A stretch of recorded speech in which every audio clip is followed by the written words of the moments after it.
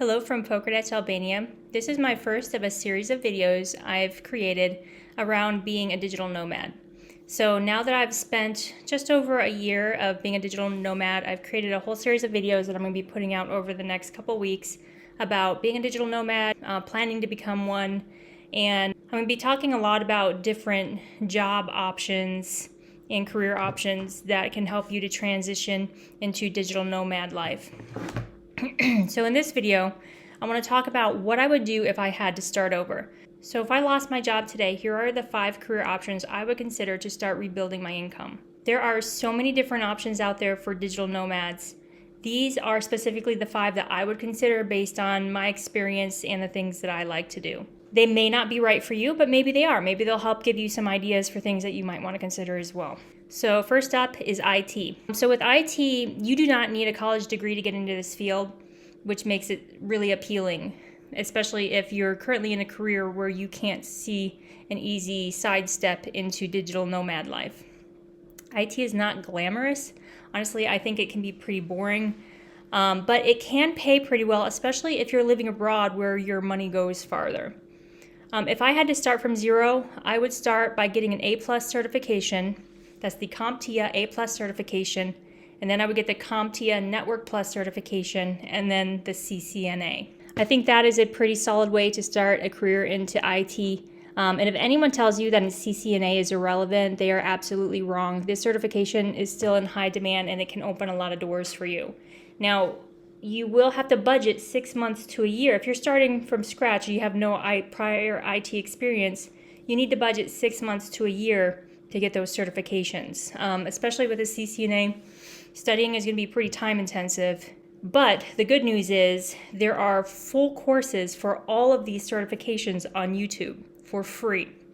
There are certainly a lot of paid courses. There's a lot of those boot camp courses out there. Some of them are really expensive. I made the mistake of signing up for one once for the CCNA. All that information is for free on YouTube.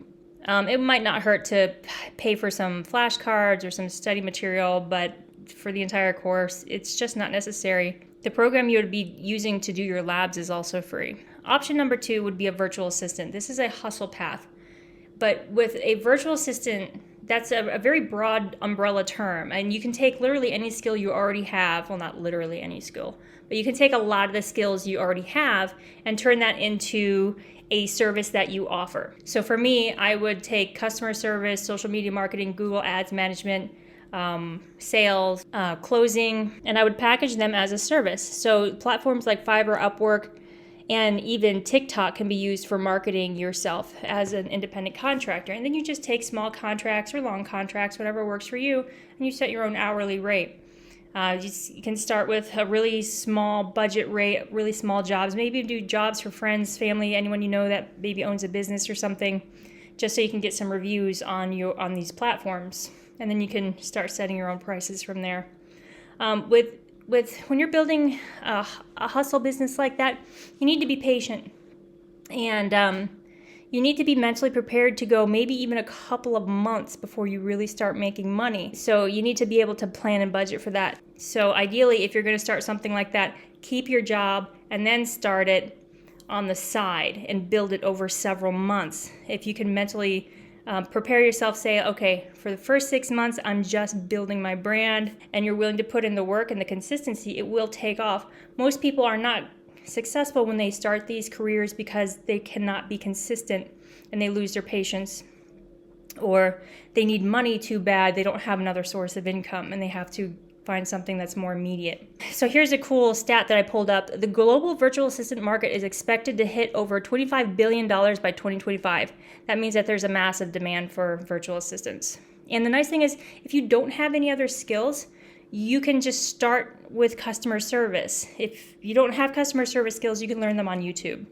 And now you might have other skills that I didn't mention that can also be used as a virtual assistant. Maybe you have coding skills or voiceover skills or digital media skills like artwork and music. All these things can be used and sold. I mean, you have to just start being creative and thinking about what your talents are. All right, so number 3, insurance sales. Now don't click away. I know this doesn't sound exciting, but this is something that I would actually strongly consider, and I almost got into a few years ago. I almost started into an insurance sales job with some people, but my family at the time, they told me I needed to get a real job, and they talked me out of it. And I regret that, because a lot of the people that I was working with that ended up pursuing it ended up doing extremely well. But this is another one where you have to be patient in the beginning. You can build residual income, you can make a lot of money, but you have to be mentally prepared to possibly go a couple of months with very low income. But the potential is really great and exponential. I personally don't do cold calling. I never will. But when it comes to warm leads, I'm very good at closing sales and selling products to people when they're already calling me interested in something. So that's a skill that I have. So I would look for a warm lead insurance job. Here's an example of one that I found just real quick. I just Googled this real quick just to kind of see what these jobs are looking like right now. And there were so many warm lead insurance sales jobs posted. I think you could potentially make more with cold, but that's just a lot of stress I don't want. And you can see here, like this one, for example, no cold calling. You're just answering incoming calls, and you're helping people choose the product that's right for them. And then you can see here, you can even set your own hours. This is a 1099 job. I love these types of options. This is the type of work-life balance that I want. This is something I could do on the side. This is something I do whenever I want. Now, I didn't vet this job. I don't know if this one in particular is legit. I just pulled one up for example. There were many others listed, and this is only one job board site. There's so many of them out there. All right, number 4, practice coordinator. So this is very similar to what I do now, and this one is actually pretty underrated. So in my experience, I've learned that there are tons of small healthcare and mental health care practices in the U.S. that do not have reliable people to run their back end. They might have like a couple people on staff, and they have like one admin that's part-time and wearing too many hats, or the nurses are answering the phone when they can, and or maybe they don't have anyone answering the phone. They just return calls after hours, and they're losing a lot of sales and business that way. So if I had to start over, I would put together a resume that offers that I handle all back-end work for these companies, scheduling, answering phones, even updating their social media and websites. Those are not things you have to offer if you don't want. Now, here's the thing that I would use to sell myself to these companies. Studies show that simply by answering your phone reliably can boost conversions in these fields 30% or more. That's huge, especially to these small practices if they're struggling. So they might feel like, oh, I can't afford to hire a full-time employee or something. Hey, I'll work 4 hours a day or part-time answering your phone, and during that time, your conversions are going to increase, your money's going to increase. That's how I would sell myself in this role. And you could work for more than one, and I've done that. I've worked for up to 3 practices at a time. Right now, I'm working for 2. I'm still kind of working for 3. All right, and number 5, medical billing.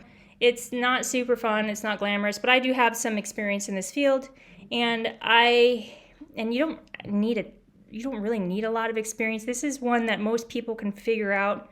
You don't really need a course or a degree to teach you how to do this. Because the courses and degrees out there don't teach you anything that you actually do in this field. It's a lot of like, you learn what codes a practice is using, you bill the insurance, and each insurance you have to relearn anyway. So there's whatever insurance that practice takes, you have to learn their platform and how they work, and then you learn how to fight with insurance companies to get them paid.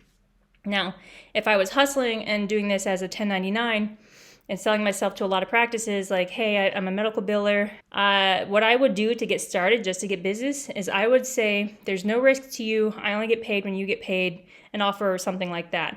And that's how you hustle when you're starting these businesses. And actually, this kind of goes hand in hand with the virtual assistant one. This could be one of your virtual assistant careers. And then, of course, as you grow, you start to ask people to give you reviews and refer you to their friends, because every medical practice and mental health practice is friends and networked with many others. So once you do a good job for one, it is not hard to get them to refer you to outwards. to other ones. All right, so those are 5 career paths that if I lost my job today, I would look into: IT, virtual assistants, insurance sales, practice coordinating, and billing. Each one of them has pros and cons, but the point is losing a job doesn't have to be the end of the world. And for me, this is what I would do to rebuild my online income. So I hope you found this helpful. If you did, please let me know which of these paths you're most interested in, or if you have a completely different idea altogether, share that with us as well. And if you'd like me to go deeper into any one of these options and break it apart and make a full video on just that, please let me know in the comments. Thanks for watching, and I hope to see you all in the next video.